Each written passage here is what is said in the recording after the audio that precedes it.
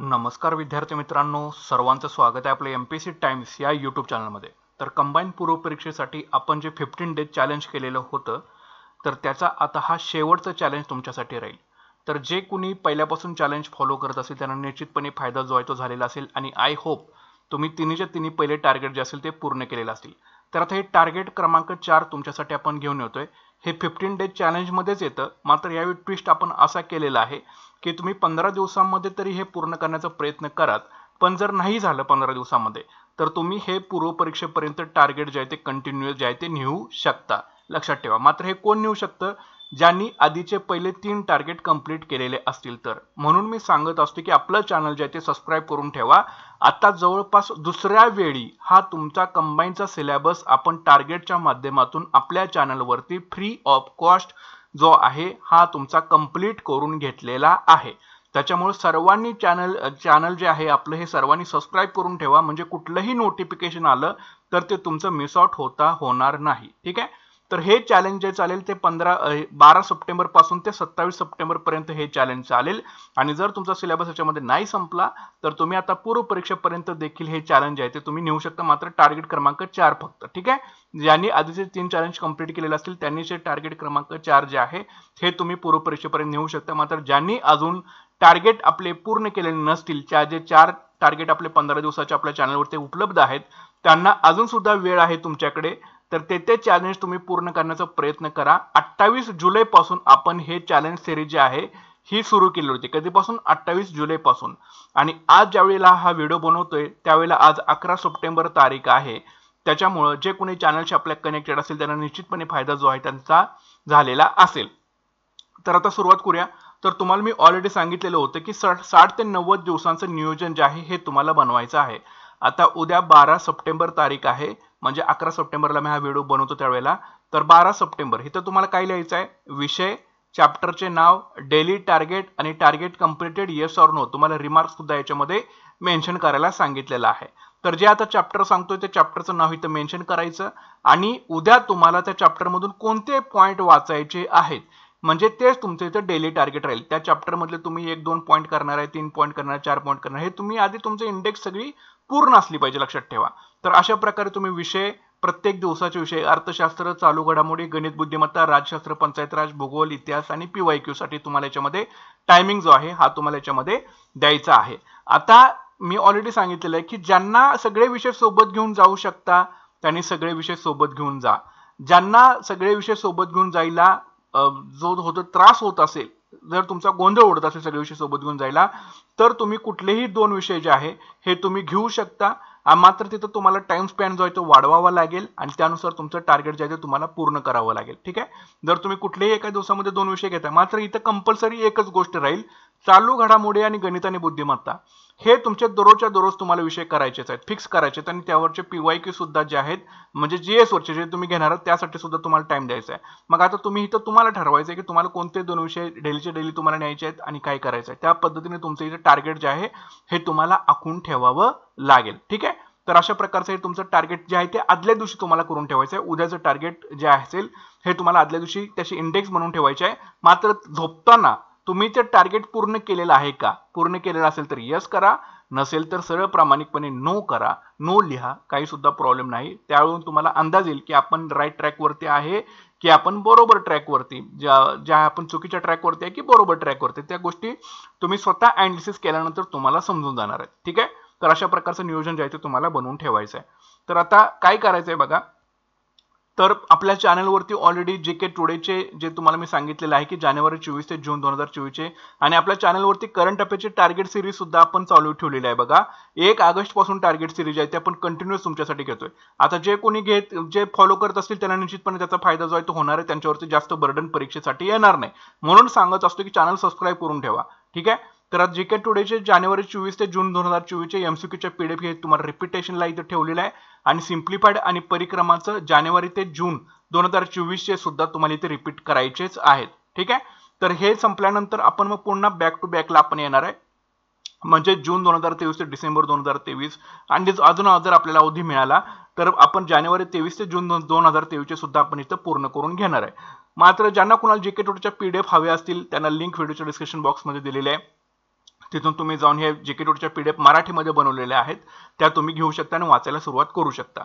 तर जानेवारी ते जून हे तुमचं चालू घडामोडीचं टार्गेट जे आहे ते राहणार आहे. ठीक आहे, लक्षात ठेवा. मात्र हे परीक्षेपर्यंत राहणार नाही. हे टार्गेट जानेवारी 24 ते जून 2024 हे जे टार्गेट तुम्हाला मी सांगितलेलं आहे, फक्त GS टार्गेट जे असतील, GS आणि मॅथ्स आणि रिझनिंगचे टार्गेट जे असतील हे तुमचे परीक्षेपर्यंत राहतील. मात्र चालू घडामोडीचं जे टार्गेट राहील हे आता फक्त 27 सप्टेंबर पर्यंतच तुमचं टार्गेट जे आहे हे चालू घडामोडीचं राहील, ज्याच्यामध्ये तुम्हाला जानेवारी ते जून 2024 पूर्ण करायचं आहे आणि 27 सप्टेंबर नंतर मग पुन्हा जानेवारी 2023 ते डिसेंबर 2023च्या टार्गेटला तुम्हाला हात घालावा लागेल. ठीक आहे, मात्र करंट अफेअरचं टार्गेट फक्त तुमचं 27 सप्टेंबर पर्यंतच, म्हणजे 15 दिवसामध्येच तुम्हाला हे जे आहे ते पूर्ण करायचं आहे. आता ह्याला मी आधीपासूनच ह्याला टाइम जो आहे दिलेला आहे, म्हणजे जवळपास 28 जुलै पासूनच आपण हे करत आलेलो आहे आणि जुलै गेलाय, म्हणजे जुलैचे 2-3 दिवस गेले, ऑगस्ट कम्प्लिटली गेला आणि आता सप्टेंबर सुद्धा आपण या 6 महिन्यासाठी देतोय.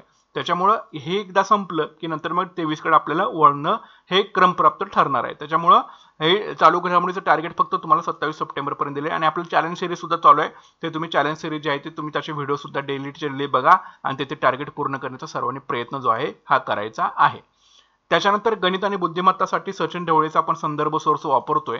तर गणितामधून तुम्हाला आता लसावी आणि मसावी, भूमिती आणि माहितीचं पृथक्करण म्हणजे डाटा इंटरप्रिटेशन मध्ये जे बार चार्ट असेल, पाय चार्ट असेल, सगळे जे काही डाटा इंटरप्रिटेशन मध्ये गोष्टी येतात ह्या सगळ्या तुम्हाला वाचायच्या आहेत. म्हणजे हे 3 चॅप्टरचं टार्गेट राहील. जर याच्या आधीचे तिन्ही टार्गेट तुम्ही पूर्ण केलेले असतील तरी 3 चॅप्टरचं तुमचं जे आहे ते टार्गेट जे आहे ते राहणार आहे. बुद्धिमत्तामधून आदान प्रदान म्हणजे इनपुट आणि आउटपुट, कागदाची घडीवरच्या प्रश्न असतील, आरशातील प्रतिमावरचे प्रश्न असतील, पाण्यातील प्रतिमावरचे प्रश्न असतील तर हे दुसरा चॅप्टर. त्याच्यानंतर घनाकृती, फासा, डायस किंवा क्यूब, नंतर विधानांचे पडताळणी, खरे आणि खोटे म्हणजे निष्कर्षावरून जे आपल्याला ओळखायला लावतात खरं आहे की खोटं आहे, तर त्या स्वरूपाचे 4 चॅप्टर हे तुमच्या बुद्धिमत्तेचं टार्गेट राहील. तर इतकं केलं तरी सुद्धा तुमचा मॅथ्स अँड रिझनिंग मध्ये अतिशय चांगला तुमचा स्कोर होऊ शकतो. यासाठी तुम्ही टार्गेट जे आहे ते नक्की सर्वांनी बघत चला सिरीज आपल्या, आणि हे आता शेवटचं टार्गेट आहे कंबाईनसाठी. त्याच्यानंतर आपले टार्गेट जे आहे ते पूर्ण होऊन जाणार आहेत. त्याच्यामुळे जर तुम्ही नवीन असाल आणि तुम्हाला टार्गेट फॉलो करायचं असेल तर आता पहिल्या टार्गेट पासून तुम्ही आता फॉलो करायला सुरुवात करा. 15 दिवसाचं टार्गेट घ्या म्हणजे सगळ्या गोष्टी होऊन जाईल. किंवा तुम्ही आता एक्झाम समजा नोव्हेंबर एंडिंगला आली किंवा डिसेंबर फर्स्ट वीकला आली तर त्यानुसार तुम्ही तुमचं टार्गेट जे आहे ते शफल करू शकता. मात्र आता तुमच्याकडे दिवस कमी आहेत त्यानुसार तुम्ही 15 ते 20 दिवसामध्ये एक टार्गेट पूर्ण करण्याचा सर्वांनी प्रयत्न करा. म्हणजे कंप्लीट 4चे 4 टार्गेट तुमचे पूर्ण होऊन जातील आणि त्यानुसार तुमची प्रिलिमला जे आहे तुम्ही प्रिपेअर होऊ शकाल. ठीक आहे, मात्र टार्गेट सर्वांनी फॉलो करणं गरजेचं आहे. त्याच्यानंतर विषय इतिहासामध्ये समाधान महाजन आपण संदर्भ सोर्स वापरतोय. तर याच्यामध्ये आता आधुनिक भारताचा इतिहास, भारतीय राष्ट्रवादाचा उदय आणि विकास, सत्तेच्या हस्तांतरणाकडे आणि महाराष्ट्रातील निवडक समाजसुधारक हे 4 चॅप्टरचं तुमचं टार्गेट राहील. याच्या आधीचे 3 टार्गेट आय होप तुम्ही पूर्ण केले असतील. तर आता हे 4 चॅप्टरचं टार्गेट राहील. 15 दिवसामध्ये पूर्ण करण्याचा प्रयत्न करा, नाही झालं तर एक्झाम पर्यंत तुम्ही हे पुढे नेऊ शकता. ठीक आहे. त्याच्यानंतर गाठाळ, महाराष्ट्रातील स्वातंत्र्य चळवळ 1858 ते 1905, महाराष्ट्रातील शेतकरी आणि कामगार चळवळ, प्रारंभीचे समाजसुधारक, महाराष्ट्रातील प्रबोधनाचे अग्रदूत आणि महात्मा ज्योतिराव फुले आणि त्यांचे समकालीन सुधारक. तर हे 4 चॅप्टरचं टार्गेट राहील. ठीक आहे, हे 4 चॅप्टर आणि हे 4 चॅप्टरचं तुमचं टार्गेट राहील. व्यवस्थित करा, जास्त स्ट्रेस न घेता रिलॅक्स मध्ये केलं तरी सुद्धा चालेल, काही हरकत नाही. ठीक आहे, कारण ऑलरेडी तुमचं पहिल्या 3 टार्गेट मधून महत्त्वाचे चॅप्टर जे आहेत ते आपण ऑलरेडी मोठे चॅप्टर जे आहेत ते संपवलेले आहेत. आता हे लहान चॅप्टर आहेत पण महत्त्वाचे आहेत, पण हे सुद्धा तुमचे संपून तुम्ही घेऊ शकता. ठीक आहे, तर व्यवस्थित करा आणि याच्यावरची PYQ सुद्धा सर्वांनी सॉल्व्ह करायचे आहेत. त्याच्यानंतर पुढचा विषय आहे भूगोल. भूगोलामध्ये महाराष्ट्राच्या भूगोलासाठी आपण सौदींचं पुस्तक वापरतोय. याच्यामध्ये महाराष्ट्राचं हवामान, महाराष्ट्र वसाहती, महाराष्ट्र वाहतूक आणि दळणवळण, महाराष्ट्र पर्यटन, महाराष्ट्र पशुधन मासेमारी आणि महाराष्ट्र उद्योगधंदे. तर हे जे चॅप्टर्स आहेत 6 चॅप्टर्स आहेत टोटल. तर हे व्यवस्थितरित्या तुम्ही पूर्ण करून घ्या. ठीक आहे, हवामान, वसाहती, वाहतूक आणि दळणवळण, पर्यटन, पशुधन मासेमारी आणि उद्योगधंदे. त्याच्यानंतर भारताच्या भूगोलामधून यापैकी कुठलेही वापरू शकता तुम्ही. सौदी, दीपस्तंभ किंवा कोळंबेमधून सेम करायचं आहे. इथं फक्त महाराष्ट्राचं सांगितलं, इथं भारताचे करायचे तुम्हाला. हवामान, वसाहती, वाहतूक आणि दळणवळण, पर्यटन, पशुधन आणि मासेमारी आणि याच्यामध्ये उद्योगधंदे सुद्धा करा. ठीक आहे, आपण इथं मेन्शन केलेलं नाहीये पण याच्यामध्ये उद्योगधंदे सुद्धा हा चॅप्टर करा, भारताचे उद्योगधंदे जे असतील ते. ठीक आहे, तर एवढे चॅप्टर तुम्हाला भारताच्या भूगोलामधून करायचे आहेत. याच्यामध्ये फक्त क्रिटिकल चॅप्टर फक्त हवामानाचा राहील, बाकीचे तुम्ही वाचून बऱ्यापैकी होऊ शकता. क्रिटिकल जरी असला तरी स्कोरिंग देणार आहे. ठीक आहे, जे सगळे हवामान विभाग सांगितलेले असतील, मग त्रिवार्ताचा हवामान विभाग असेल, कोपेनचा असेल, हे सगळे व्यवस्थित करा. मॅपवरती कुठे कुठे तिथे रिजन दाखवायला सांगितलेले असतील. PYQ बघितल्यानंतर तुम्हाला याचा अंदाज येईल. पॉलिटी आणि जॉग्राफी आणि याचे इकॉनॉमिक्स याचे मार्क्स हातामधून अजिबात तुम्ही घालवून देऊ नका. ठीक आहे. जे पुस्तकातलं पडलं की आपलं उत्तर तिथं बरोबर निघायलाच पाहिजे, अशा पद्धतीने याची तयारी करायची आहे. नंतर सौदी जगाच्या भूगोलासाठी सूर्यमाला हा जो चॅप्टर आहे हा व्यवस्थितरित्या करून घ्या. ठीक आहे. जगाच्या भूगोलामध्ये आला तर एका दुसराच प्रश्न येतो आणि बाकीचे सगळे बेसिक मधूनच आला तर येतो, किंवा जे 4 चॅप्टर आपण सांगितलेले आहेत त्यामध्ये जास्तीत जास्त प्रश्न जो आहेत आजपर्यंत आलेले आहेत. त्याच्यामुळे 4 चॅप्टर तरी ऍटलीस्ट व्यवस्थित करून जाणं तुम्हाला गरजेचं आहे. तर हे झालं भूगोलाचं टार्गेट. त्याच्यानंतर राज्यशास्त्र आणि पंचायत राजमध्ये या. आता राज्यशास्त्रामध्ये भरपूर चॅप्टर बाकी आहेत. ठीक आहे. भरपूर जरी चॅप्टर बाकी असले तर काही ठराविक चॅप्टर मोठे आहेत, बाकीचे चॅप्टर 1-2 पेजेसचे आहेत. हे तुम्हाला कोळंबेंच्या पुस्तकामध्ये सापडून जाईल. ठीक आहे. कोळंबे जर लक्ष्मीकांत वापरायचं लक्ष्मीकांत वापरा, किंवा कोळंबे वापरत असेल तर कोळंबेंचं पुस्तक वापरा. तर कोणतं करायचं आहे तर न्याय व्यवस्था. बघा भाग 5 प्रकरण 4 सर्वोच्च न्यायालय, त्याच्यानंतर उच्च न्यायालय, नंतर भाग 6 प्रकरण 6 अधीनस्थ न्यायालय, भाग 6 राज्य प्रकरण 2 कार्यकारी मंडळ, राज्यपाल मुख्यमंत्री राज्य मंत्रिमंडळ, भाग 6 प्रकरण 3 राज्य कायदे मंडळ विधिमंडळ, नंतर भाग 8 केंद्रशासित प्रदेश, भाग 9B सहकारी सोसायट्या. हे कोळंबेची इंडेक्स आहे, लक्षात ठेवा. भाग 10 अनुसूचित क्षेत्र आणि आदिवासी क्षेत्र, भाग 11 केंद्र राज्य संबंध, भाग 12 वित्त मालमत्ता संविदा आणि दावे जे आहेत ते करायचे आहेत. ठीक आहे.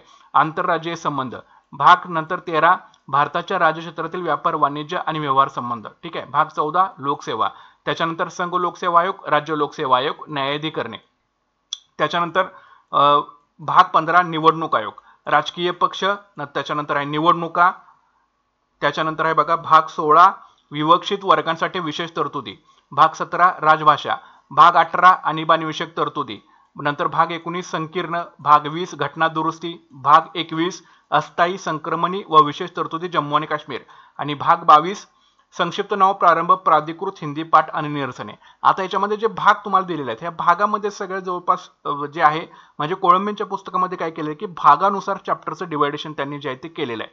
ह्याच्या आधीचे जे महत्त्वाचे चॅप्टर आहेत ते आपण ऑलरेडी संपवलेले आहेत आधीचे 3 टार्गेटमध्ये. आता चौथं टार्गेटमध्ये जे उरलेल्या गोष्टी असतील हे तुम्हाला व्यवस्थितरित्या समजतील. ह्यातले काही ठराविक चॅप्टर जे मोठे आहेत, फॉर एक्झाम्पल असेल राज्यपाल असेल, किंवा सर्वोच्च न्यायालय असेल, किंवा काही केंद्र राज्य संबंध असेल. ठीक आहे. बाकीचे सगळे चॅप्टर 2-3 पेजेसमध्ये सगळं संपवलेलं आहे. त्याच्यामुळं इतकं काही मोठं नाहीये, लक्षात घ्या. त्याच्यामुळे हे सुद्धा चॅप्टर व्यवस्थितरित्या जर तुम्ही केले तर सुद्धा तुमचे पॉलिटिचे मार्क हातामधून अजिबात जाणार नाहीत. कोळंबेंच्या पुस्तकातून करा, चांगलं दिलेलं आहे आणि व्यवस्थित करा. जर लक्ष्मीकांत वापरत असेल तर लक्ष्मीकांत मधून ते चॅप्टर तुम्ही बघून घ्या की बाबा हे चॅप्टर आपण ह्याच्यामध्ये आहेत का, त्यानुसार तुम्ही हे टार्गेट फॉलो करू शकता. आता पंचायत राज विषय मधून महानगरपालिका, छावणी मंडळे किंवा कटक मंडळे, राज्य निवडणूक आयोग महाराष्ट्र, दुसरा प्रशासकीय सुधारणा आयोगाच्या स्थानिक शासनाबाबतच्या शिफारशी आणि आयोग आणि समित्या. ह्याच्यामध्ये महानगरपालिका हा चॅप्टर थोडासा मोठा आहे, बाकीचे सगळे लहान चॅप्टर आहेत. तर हे सुद्धा तुमचं होऊन जाईल. तर यासोबतच तुमचा राज्यशास्त्र आणि पंचायत राजचा सुद्धा सिलेबस जो आहे तो तुमचा संपून जाणार आहे. त्याच्यानंतर जे आहे ते अर्थशास्त्र विषयामध्ये या अर्थशास्त्रासाठी आपण कोळंबेचं पुस्तक वापरतोय. तर याच्यामध्ये काय करायचं आहे, आंतरराष्ट्रीय व्यापार, भारताचा परकीय व्यापार, व्यापार तोल आणि व्यवहार तोल, आंतरराष्ट्रीय वित्त पुरवठा संस्था, प्रादेशिक व्यापार करार, जागतिक व्यापार संघटना, कृषी क्षेत्र, उद्योग क्षेत्र, सेवा क्षेत्र आणि पायाभूत संरचना. तर हे चॅप्टर तुमचे जे आहे ते व्यवस्थितरित्या तुम्ही करून घ्या. ठीक आहे. आंतरराष्ट्रीय व्यापार, भारताचा परकीय व्यापार, व्यापार तोल व्यवहार तोल, आंतरराष्ट्रीय वित्त पुरवठा संस्था, प्रादेशिक व्यापार करार, जागतिक व्यापार संघटना, कृषी क्षेत्र, उद्योग क्षेत्र, सेवा क्षेत्र, पायाभूत संरचना, हे चॅप्टर व्यवस्थितरित्या करून घ्या. जर 27 सप्टेंबर पर्यंत हे झालं तर ठीकच आहे, नाही झालं तर पुढे कंटिन्यू एक्झाम पर्यंत तुम्ही कंटिन्युअसली हे गोष्टी जे आहे ते नेऊ शकता. ठीक आहे. कारण याच्या आधीचे चॅप्टर तुमचे ऑलरेडी मी कंप्लीट करून घेतलेलेच आहेत, त्याच्यामुळे तुम्हाला जास्त लोड ह्याच्यावरती येणार नाही आणि जो पुन्हा वेळ मिळेल त्याच्यात पुन्हा तुम्ही उजवणीसाठी वापरू शकता. ठीक आहे. त्याच्यामुळे चॅनल आपल्याला सबस्क्राईब करून ठेवा, फार महत्त्वाचं आहे, लक्षात घ्या. कारण व्हिडिओ नोटिफिकेशन आल्यानंतर तुम्ही बघत चला की एक्झॅक्टली काय टाकलेलं आहे चॅनलवरती, ते फॉलो करण्याचा प्रयत्न जरी केला तरी बऱ्यापैकी तुम्ही डायरेक्ट योग्य डिरेक्शनला तुम्ही जाल आणि लवकरात लवकर तुम्हाला पोस्ट जे आहे ते मिळून जाईल. त्याच्यानंतर जे आहे ते सामान्य विज्ञान या विषयामध्ये तुम्हाला काय करायचं आहे तर बघा, सामान्य विज्ञान या विषयामध्ये तर सचिन भस्केचं आपण इथं संदर्भ पुस्तक जे आहे ते वापरतोय. तर आरोग्यशास्त्रामध्ये मानवी आरोग्यशास्त्र आपल्याला घटक आहे. मानवी आरोग्यशास्त्रामध्ये प्रजनन, मानवी रोग, मूलभूत संकल्पना, संक्रामक रोग आणि असंसर्गजन्य रोग आणि रक्तगट, हे 4 चॅप्टर उरलेत आरोग्यशास्त्रामध्ये. तर हे 4चे 4 चॅप्टर जे आहे ते तुम्ही करून घ्या. ठीक आहे. हे 4 चॅप्टर. नंतर प्राणीशास्त्रामध्ये अनुवांशिकता, जैव तंत्रज्ञान उपयोजन, जैवविविधता, महत्त्वाचे प्राणी, मानवी कल्याणासाठी सूक्ष्मजीवांचा वापर आणि उत्क्रांती. तर हे 4, 5, 6 चॅप्टर जे आहेत हे प्राणीशास्त्रामध्ये उरलेले आहेत. जास्त काही मोठे नाही आहेत ते, व्यवस्थितरित्या एकदा वाचलं व्यवस्थित तर तुमचं होऊन जाईल, काय सुद्धा याच्यामध्ये प्रॉब्लेम तुम्हाला येणार नाही. ठीक आहे, जास्त काही मोठे चॅप्टर्स नाही आहेत. ठीक आहे, हार्डली तुम्हाला एक 40 पेजेसचे मॅक्झिमम असतील, 40 ते 45 पेजेसमध्ये हे सगळे चॅप्टर्स तुम्हाला जे असतील ते भेटून जातील. तर व्यवस्थितरित्या करून घ्या, काही सुद्धा याच्यामध्ये जास्त प्रॉब्लेम तुम्हाला येणार नाही. ठीक आहे, फक्त कॉन्सन्ट्रेशन देऊन करा. त्याच्यानंतर वनस्पतीशास्त्रामध्ये पुष्पीय वनस्पतीतील प्रजनन आणि आवृत्तीबीज वनस्पतींची बाह्यरचना हे 2 चॅप्टर व्यवस्थितरित्या करून घ्यायचे. रसायनशास्त्रामध्ये कार्बनचे जग, थर्मोडायनेमिक्स, संकीर्ण रसायनशास्त्र आणि सेंद्रिय रसायनशास्त्र हे 4 चॅप्टर रसायनशास्त्रामध्ये. त्यामध्ये थर्मोडायनेमिक्स हा जास्त थोडासा मोठा आहे, तर हा व्यवस्थितरित्या तुम्ही करून घ्यायचा आहे.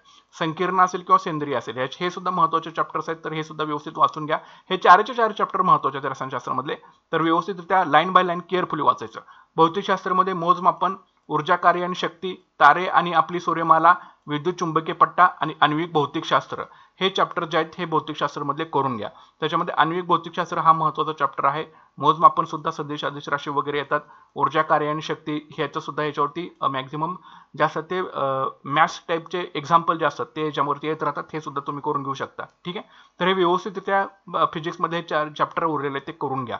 ठीक आहे, तर तुम्हाला याच्यामध्ये 27 सप्टेंबरपर्यंत टायमिंग दिलेलं आहे, आणि जर नाही झालं तर पुढं तुम्ही हे कंटिन्यू टार्गेट जे आहे हे तुम्ही नेऊ शकता पुढं. मात्र कंडिशन एकच आहे, आधीचे तुमचे 3 टार्गेट जे आहे ते पूर्ण असले पाहिजे. जर नसतील पूर्ण तर आधीचे पहिल्यांदा हे करून घ्या. 15 ते 20 दिवस तुम्हाला एका टार्गेटला मिळतील. ठीक आहे, तुम्हाला मी ऑलरेडी सांगितलं, समजा नोव्हेंबरला एक्झाम झाली, नोव्हेंबरला समजा कंबाईनची प्रिलिम्स असेल, तर तुमच्याकडे जास्तीत जास्त 15 ते 20 दिवस मॅक्झिमम उरतात. त्यानुसारच तुम्हाला हे टार्गेट जे आहे ते फॉलो करावं लागेल आणि ते पूर्ण करावं लागेल.